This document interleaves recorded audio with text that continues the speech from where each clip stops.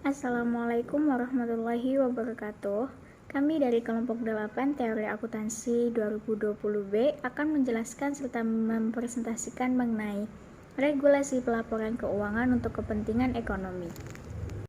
Sebelum memasuki materi, izinkan saya untuk memperkenalkan anggota dari kelompok 8. 1. Salvani Maulida Rahma Hafsa dengan NIM 20080694102.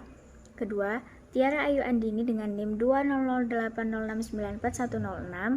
3. Evi Zumratul Bustani dengan NIM 20080694113.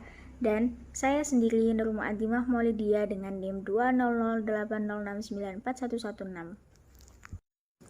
Dalam PowerPoint ini, kami akan membahas mengenai regulasi akuntansi untuk pasar, ketidaksempurnaan pasar, proses regulasi, dan konsekuensi ekonomi dari kebijakan akuntansi.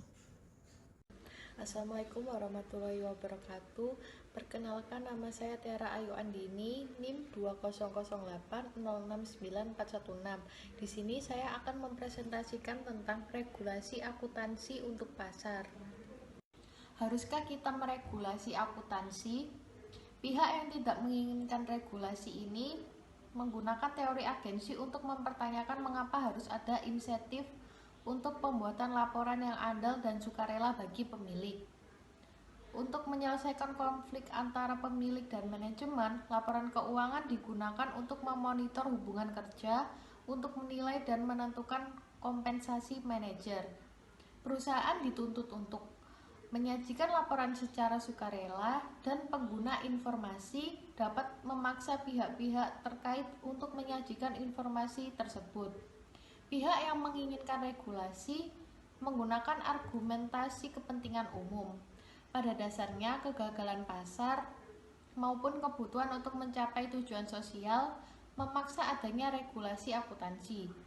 Kegagalan pasar sebagai isu alokasi yang belum optimal dapat disebabkan oleh 1. Keengganan perusahaan mengungkapkan informasi. Lalu yang kedua, adanya penyelewengan. Yang ketiga, adanya penyajian informasi akuntansi secara tidak semestinya. Regulasi adalah konsep abstrak pengelolaan sistem yang kompleks sesuai dengan seperangkat aturan dan tren.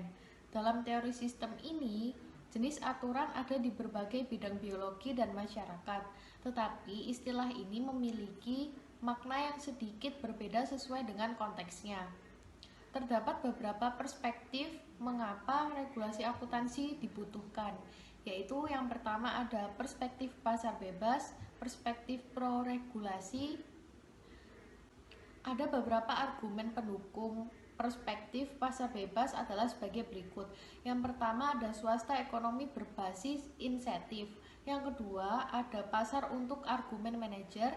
Yang ketiga ada pasar untuk argumen pengambil alihan perusahaan. Yang keempat ada pasar untuk argumen. Nama saya Salvani Maulida Rahma Hafsah dengan NIM 102. Kali ini saya akan menjelaskan tentang ketidaksempurnaan pasar. Market imperfection atau ketidaksempurnaan pasar adalah sebuah teori perdagangan internasional di mana persaingan sempurna tidak ada. Jika setidaknya salah satu asumsi untuk persaingan sempurna dilanggar, pasar kita katakan tidak sempurna. Jenis ketidaksempurnaan pasar yang paling umum adalah munculnya kekuatan monopoli, intervensi pemerintah, dan eksternalitas. Implikasi ketidaksempurnaan pasar. Perusahaan multinasional akan berusaha untuk mengambil keuntungan dari ketidaksempurnaan pasar di pasar nasional untuk produk, faktor produksi, dan aset keuangan.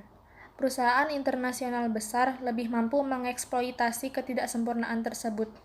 Biasanya, mereka lebih mampu untuk mengeksploitasi faktor-faktor kompetitif seperti skala ekonomi, keahlian manajerial, teknologi, diferensiasi produk, dan kekuatan finansial daripada pesaing lokal mereka.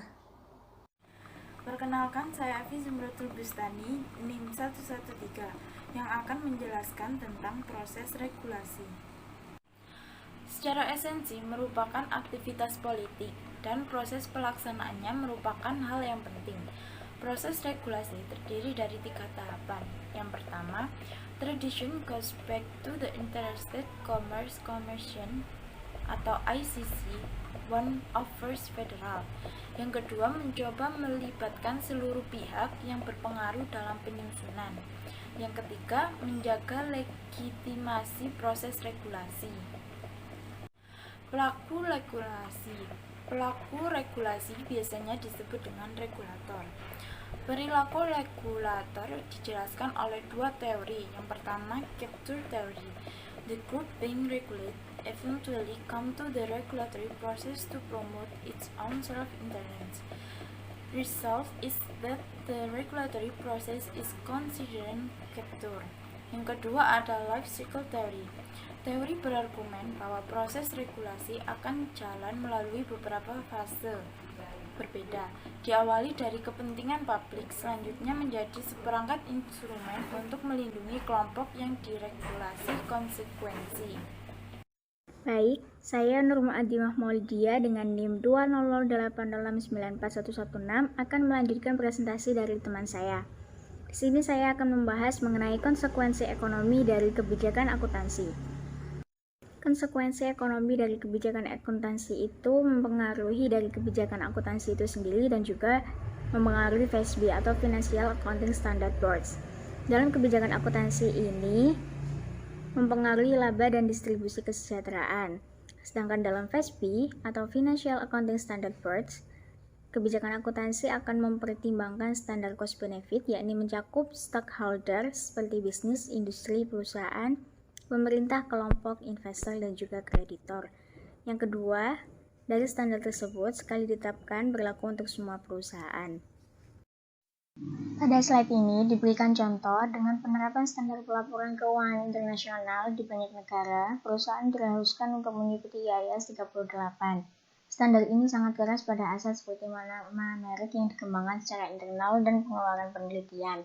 Efektifnya, pengeluaran untuk aset tersebut harus dihapuskan sebagai beban pada saat terjadinya. Sebelumnya, dalam banyak negara seperti Australia, tidak ada standar akuntansi untuk mencegah pengeluaran tersebut tidak dapat diakui sebagai aset. Sebagai hasil dari pengenalan standar akuntansi ini, banyak komentator akuntansi berpendapat bahwa pengeluaran tersebut akan muncul pada laporan laba. Bisa dibayangkan bagaimana pengurangan pengeluaran untuk penelitian dapat menyebabkan dampak sosial serta ekonomi yang akan mengalir ke seluruh lapisan masyarakat. Sekian presentasi dari kelompok 8. Mohon maaf apabila ada salah kata dan perbuatan dalam penyampaian materi. Kami kelompok 8 mengucapkan terima kasih atas perhatiannya. Wassalamualaikum warahmatullahi wabarakatuh.